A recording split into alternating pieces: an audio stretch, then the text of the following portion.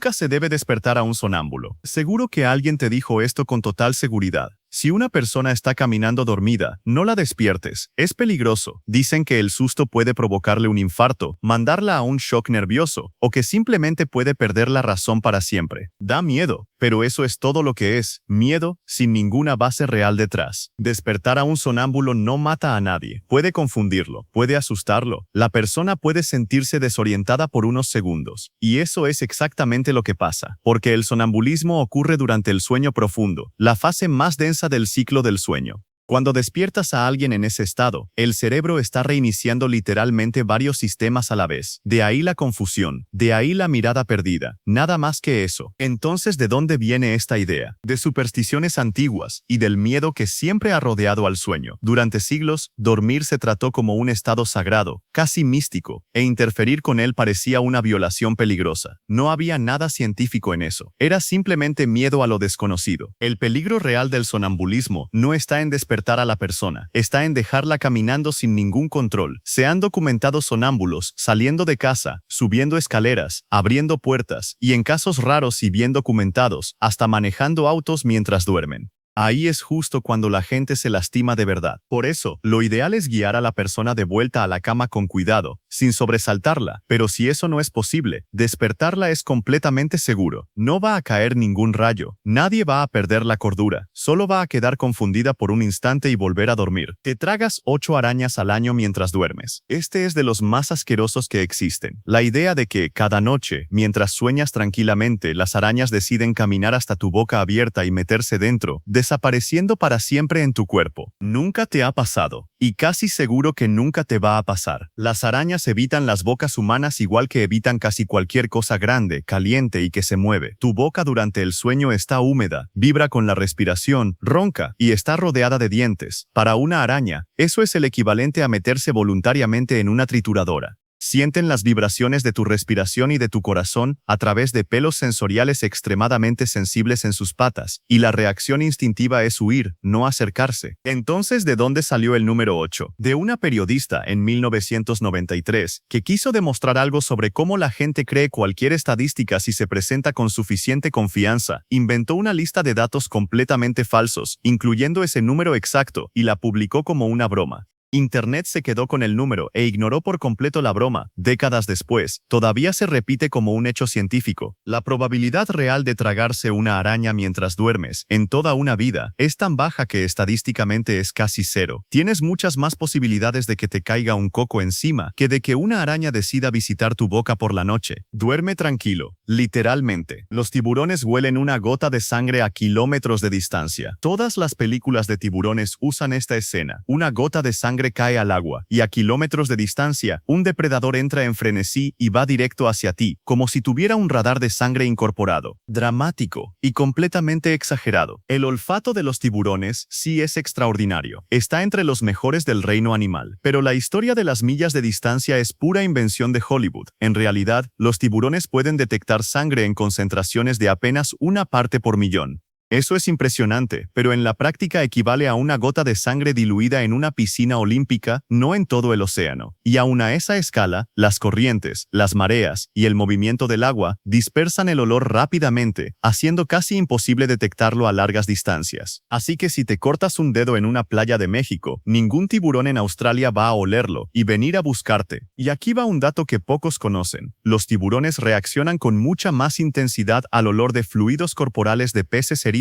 que a la sangre humana específicamente. Biológicamente hablando, nuestra sangre no es el cebo irresistible que las películas sugieren. Son depredadores extremadamente eficientes, pero no funcionan como un misil buscador de sangre programado para perseguir humanos por todo el océano. El rayo nunca cae 2 veces en el mismo lugar. Seguro que has usado esta frase como metáfora de algo raro que no se va a repetir. Suena como si la naturaleza tuviera una regla que lo garantiza. No existe ninguna regla, y el rayo va a caer en el mismo lugar las veces que quiera. Las estructuras altas, como edificios, torres de radio e incluso árboles aislados, funcionan como verdaderos imanes para los rayos, porque la electricidad busca el camino de menor resistencia hasta el suelo. El Empire State Building, en Nueva York, recibe entre 20 y 25 rayos cada año. No una vez en la vida, 25 veces cada año, y nadie se sorprende ni después del segundo, ni después del 20º. Y existe un caso humano todavía más extremo. Un guardabosques estadounidense llamado Roy Sullivan fue golpeado por rayos 7 veces documentadas a lo largo de su vida, entre 1942 y 1977. Sobrevivió a todas. Perdió la uña del dedo gordo del pie la primera vez, las cejas la segunda, y así siguió, convirtiéndose sin querer en el pararrayos humano más famoso del mundo. Así que la próxima vez que alguien diga esa frase, recuerda que el rayo no tiene memoria, no tiene orgullo, y no le interesa variar. Solo quiere el camino más fácil hasta el suelo, y si ese camino es el mismo de ayer, lo va a usar de nuevo, sin dudarlo. Los piratas hacían caminar a los prisioneros por una tabla. La escena clásica. El capitán apunta con su espada, suenan los tambores,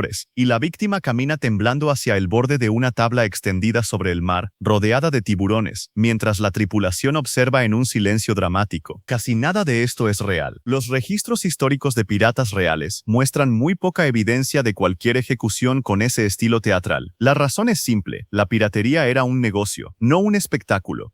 El tiempo era dinero, y organizar una ceremonia elaborada solo para tirar a alguien al agua era un desperdicio de recursos. Si un pirata real quería deshacerse de alguien, la solución era rápida y directa: lo tiraban al mar sin ceremonia, o simplemente lo mataban ahí mismo. Los castigos reales y documentados eran mucho más brutales y mucho menos cinematográficos. Uno de ellos era el azote.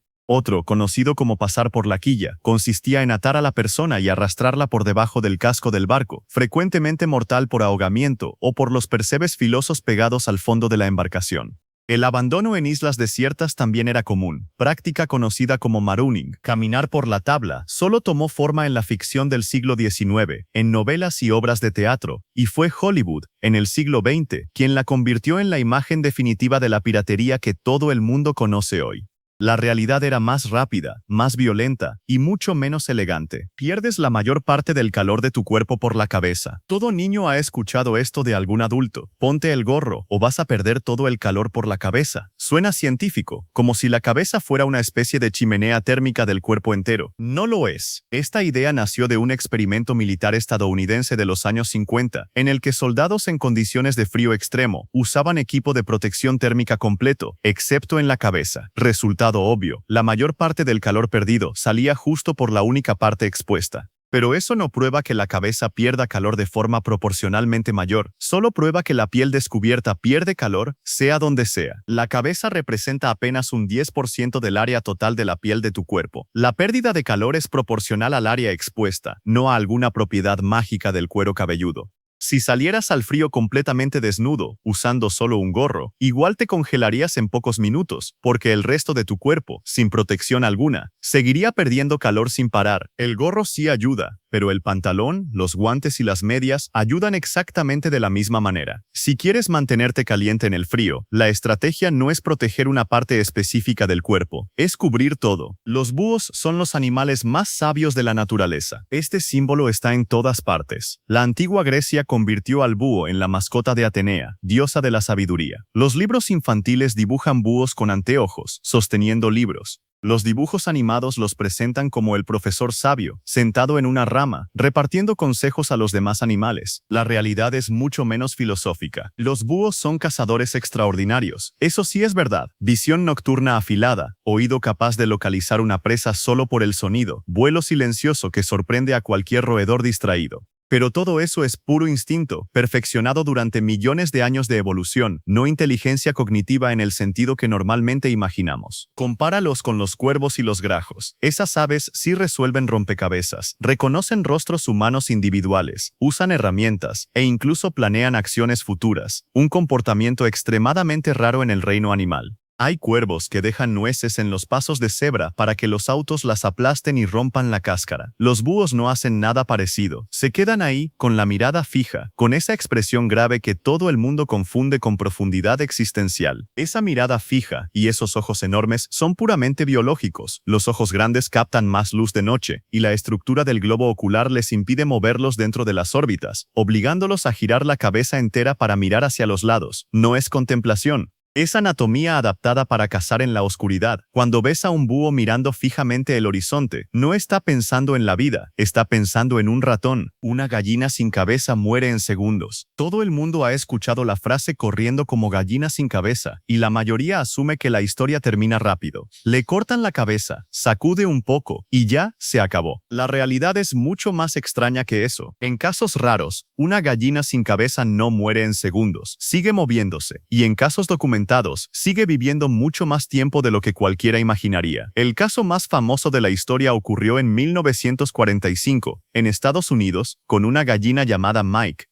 Después de perder la cabeza en una matanza común de granja, Mike simplemente no murió y se mantuvo vivo durante 18 meses. ¿Cómo es esto posible? El tallo cerebral, responsable de las funciones vitales básicas como respirar y mantener el corazón latiendo, puede quedar intacto si el corte ocurre a una altura específica del cuello. Eso fue exactamente lo que pasó con Mike. El granjero notó que el animal seguía moviéndose con normalidad, lo alimentó con un gotero directo en la garganta con una mezcla líquida de granos, y Mike se convirtió en una celebridad nacional, recorriendo Estados Unidos como la gallina maravilla sin cabeza, apareciendo en periódicos y revistas de la época. Piensa en eso por un segundo. Un animal sin rostro, sin ojos, sin pico, solo un cuerpo con pulso, viviendo su rutina normalmente durante más de un año. Sentía algo. Era solo instinto ciego manteniendo todo en funcionamiento. Los científicos nunca llegaron a una respuesta definitiva. Y tal vez ese sea el detalle más inquietante de toda esta historia. Todavía no sabemos exactamente dónde termina el cuerpo y dónde empieza la conciencia. Ahora ya lo sabes. Si te gustó, dale a me gusta y suscríbete al canal. ¡Hasta luego!